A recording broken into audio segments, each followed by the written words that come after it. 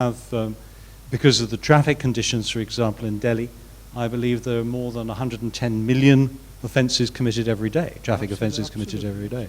And it is very, very difficult to tackle something on that scale. But Oman has the great advantage of being a relatively small country, well, big geographically, but with a relatively small population, where I think you can actually do demonstration projects and make them work.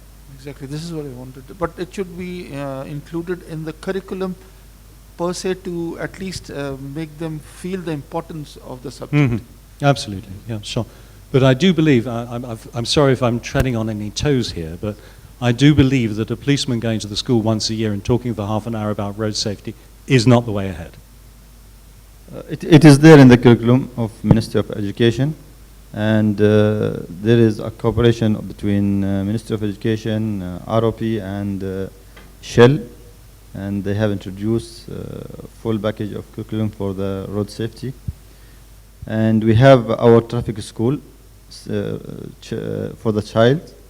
It's beside the Director General of Traffic, and it attracts so many students around the year. Last year there was more than 5,000 students came to that school to be educated by our officers.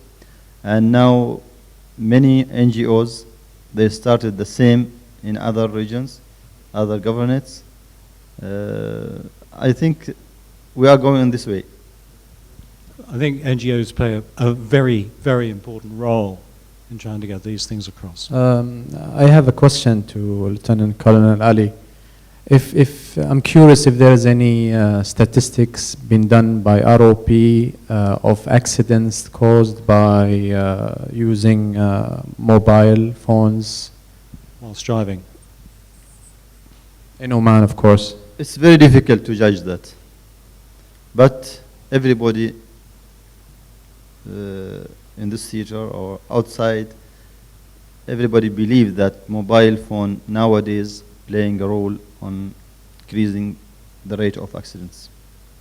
But it is very difficult to judge that mobile phone was involved in the accident. Because during your presentation, the top accident reason was accident with static objects. And that rings a bell saying that most of the drivers are distracted with, possibly with mobile phones, talking, or could be exhausted because they're traveling from their offices to their homes, and that's I think one of the main reasons of the accidents in Oman, to be honest. Thank you. Okay, could I just, if I could just add something to that. We certainly found, and when we go back to the introducing legislation for mobile phones, everyone said that mobile phones, doesn't cause accidents, there's no distraction. But of course, time has actually proven that there is a real correlation between driver distraction, particularly the use of texting, which has got to be one of the most dangerous things you can possibly do whilst driving. But people still do it. We've got many people who have gone to prison in the United Kingdom for doing that.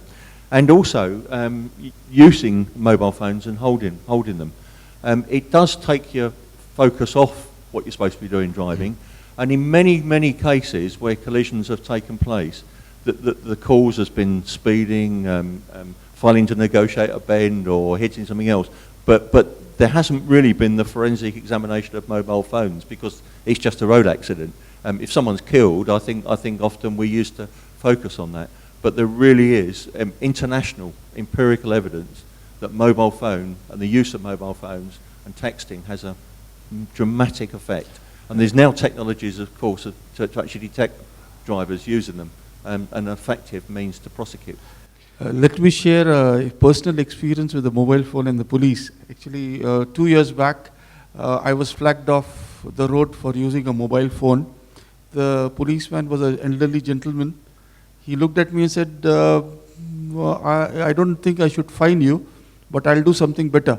He kept my phone. He said, you go to the nearest petrol station, buy a earphone and come back and collect your phone. So that was more practical, you know.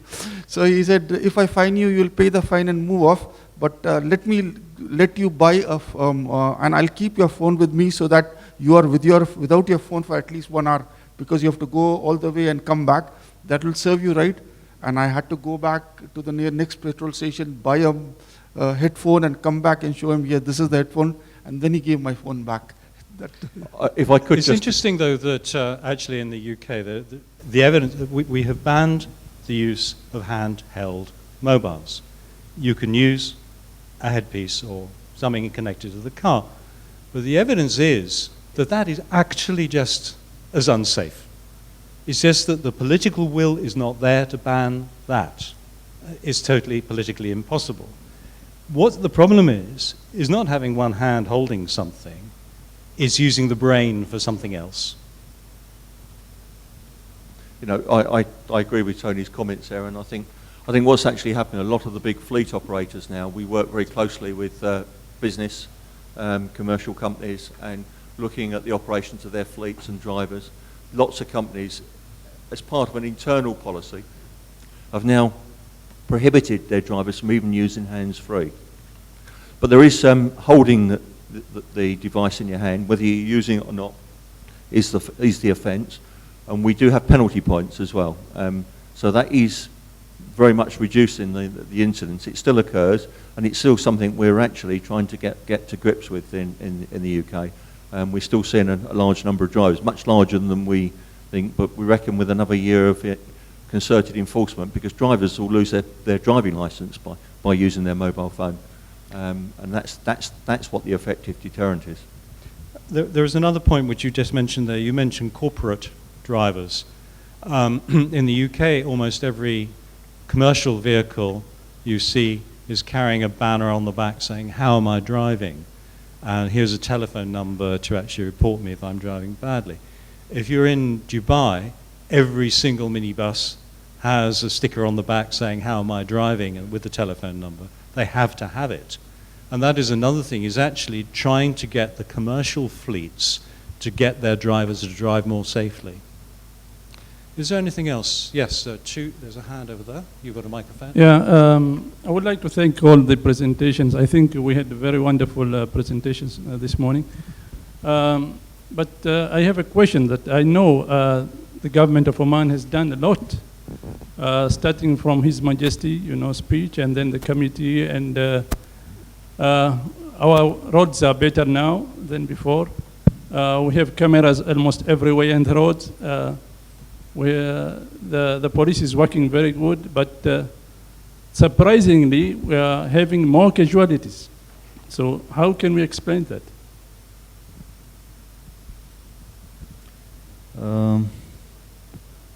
Our target is to reduce these casualties by all these efforts, by all this what we do and what we're doing. But still, there is as you said, a high rate of casualties. Maybe this conference today can do something on that. Getting experts, people from other countries can do something on that. We are doing very good project now with TRL to evaluate road safety in Oman. So from all these things, we are targeting to reduce the fatalities. But in general, if you have overview about the traffic in Oman, you will see we have in the recent 3 years back around 100,000 vehicles a year going inside our roads, and more than 75,000 new drivers. And the network itself increased by 300% from 2003 till last year. All these figures, it should increase if it's normal, if we did nothing for the road safety. I think it should increase the fatalities by thousands. not only this. The fatalities rate for the recent 4 years is almost flat. It's within 1,000, 1,100, 8,000, 900, like that. It's flat. So I think it's calm now. And this year, you will see at the end of the year, I think it will be dropped by more than 20%. Thank you. There is a good trend in reducing the fatalities this year. But it's not yet officially approved, so I can present it. But I hope it will be more than 20% reduction in fatalities at the end of this year. Just one very quick response to that. And I think you're right, and I think a lot of things are taking place here that will help. We went on a very long journey in the United Kingdom, nearly 25 years of consolidated casualty reduction strategies. You've got all the ingredients, we've talked about them here today. You're starting to get technologies, it's about using them right, getting the right legislation and the right mentality for drivers, and you will change, and you'll see dramatic change. Matthias. A question to Mr. Hall concerning fining mobile phone using. Is it because you have it in your hand, or you get fined also speaking, using their phone with speakers or headset? The way they wrote the legislation and involved in this, it's very difficult to prove someone speaking on the mobile phone. So we actually wrote the legislation that says someone who's holding a phone, irrespective of whether they're using it or not, in their hand or a walkie-talkie would be prosecuted and commit an offence. And that's been effective for us because we can now use technologies to prosecute, and it saves drivers actually saying, well, I wasn't speaking at the time, prove it.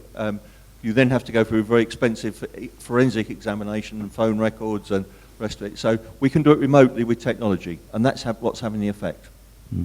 Now, because in this case I would have to ban my wife driving with me because she talks more than I ever use the telephone.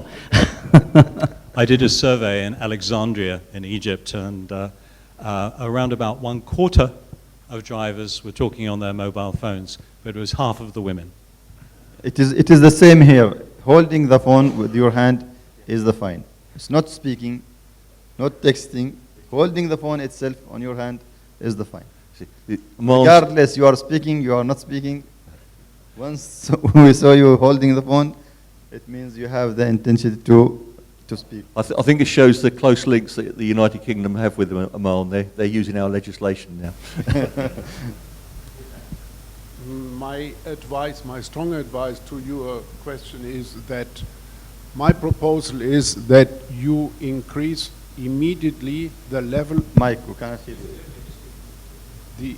The level of protection on your roads, not without, in combination with people who can do this job in a well-skilled and professional way, according to some regulations. But I think the most immediate effect of reduction of fatalities is to increase immediately your measures for protection on the road and work with qualified people on the road, not diploma engineers or whatever. Supervisors, workers, to do the job the right way. And that is what you have seen on the road now, or going around in Oman or in Muscat. That is where you immediately have effect next morning. You are totally right. We have an issue of roadside safety. We have an issue, and it was clearly roadside safety is very important. Roadside environment is very important to protect life. At least if the accidents happen, it won't go worse. Trevor, what's the number of fatalities on the roads in the UK per annum? 1,754. 1,754. 63 million population. 63 million population, right. So if you had the same, I would guess it would be unacceptable if you would have 60,000 deaths a year. I know where you're getting the cake. It would be completely unacceptable. Absolutely. So, let me tell you where I'm coming from here. When I joined my company, my boss said to me, "Where do I want to live?" I said, "I want to live within 1 kilometre of our office and my schools." He said, "Why is that?" And I said, "Well, basically because I've looked at some figures and I'm a bit strange with statistics. And we have 3,000 deaths on the road here in Oman with a population of 3 million. That's 1 per 1,000 per annum. And I have a family of 4 and I expect to be here for the next 2 years. So on that basis, that I've got a 1 in 25 chance over the next 10 years of having somebody in my family die." And basically, if I said to somebody, "I'm going to actually bring my family for 6 months on the front line of Afghanistan," right, they'd tell me I was mad. But your chance of dying on a 6-month tour of duty in Afghanistan are 1 in 107. So it's not just a small problem we have here, it's drastic action which needs to be taken to get back to, it's not maybe increasing fines. You need to put people in jail. You need to have a total revamp of the whole way of looking at things, with all due respect, sir. Yeah, I mean, I do. And again, I don't think fines are the issue. Fines are absolutely not the issue. It's not about paying money. It's about taking drivers off the road. And this is where the penalty point system comes in. One of the things that some of the research that we've done in the United Kingdom is that every person that is either seriously injured or killed in a road accident, there's generally about 100 people affected. That's family, work colleagues, people they know, and everyone. So, I mean, it has a massive effect on the community as a whole and the population. And it's something that needs to be tackled. If I could just say one thing on fines. Fines do matter. In Ukraine in 2007, 10% of the road deaths were caused by drink driving. They then increased the fine dramatically to be more than 1 month's salary, and suddenly nobody drink drives. The actual statistics on the proportion of road deaths that are due to drink drive have gone down to less than 3%. So the amount it hurts does matter, but the point system is part of the system for how it hurts. Yeah, Tony, if I just agree, I don't disagree with you on that. And when I say points, that the fines don't matter, they do matter. And they matter more in low-income countries and middle-income countries than they do perhaps in high-income countries. But the one thing that we've seen everywhere is that having we say it's a privilege to drive. You know, you don't have a right to drive, it's a privilege, and that's a privilege that can be taken away if you abuse it. And where you commit offences and you speed and you put other people at risk, the way we take drivers off the road is through a penalty point system. But fines, of course, do matter, and they need to be sensible fines, because if you're fining someone that's probably a tiny amount of money for, and I've seen only in some countries that the cost of a cup of coffee is the cost of a speeding fine. Well, it just isn't realistic. It needs to be much higher, you know, for a week's salary or something for drivers. Okay. There was a very detailed study done in the UAE by the University of Al Ain on the actual cost to the country, the economy, and everything else per accident. And this was about 4 years ago. And this is without USA type damages awards or anything else. But the cost per fatality, right, or permanent long-term injury per accident in the UAE was estimated at $2 million US. Now, when you multiply that out by 3,000 per year, you can see actually what it's costing. So to put in an extra 150 or $200 million a year, right, into the budget to try and reduce those figures is a drop in the ocean. If I could just say, there is a standard methodology for doing this analysis, and I did it for Oman, and the total cost of road accidents in 2011 in this country came to $1.8 billion. That works out at roughly 1.8 million per recorded fatality. I appreciate there's a difference between recorded, yeah. And that works out at 2.1% of GDP. That hurts, and it's got to be stopped. Gentlemen, if I may, I'm going to draw a line there. Thank our panelists very much indeed for their excellent contributions. And I'm going to shortly draw this to a close.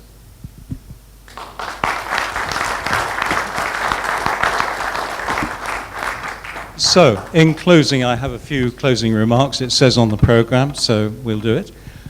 First of all, I would like to thank all of you who've battled variable air conditioning, who've managed to stay awake when the temperature was 26 degrees and not frozen when it was 16 degrees. Thank you.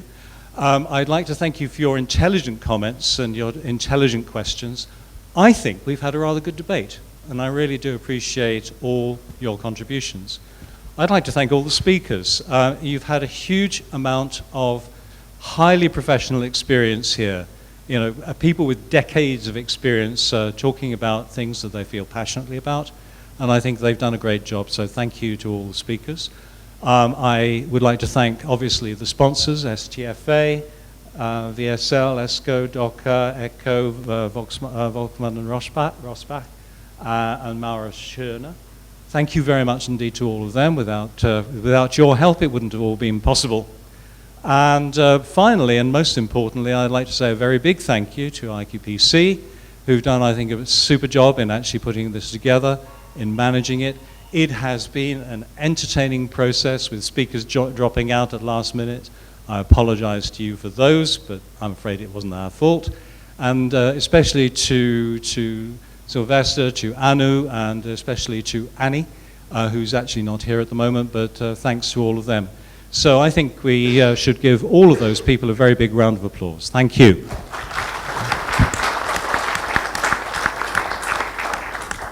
And with luck, see you next year.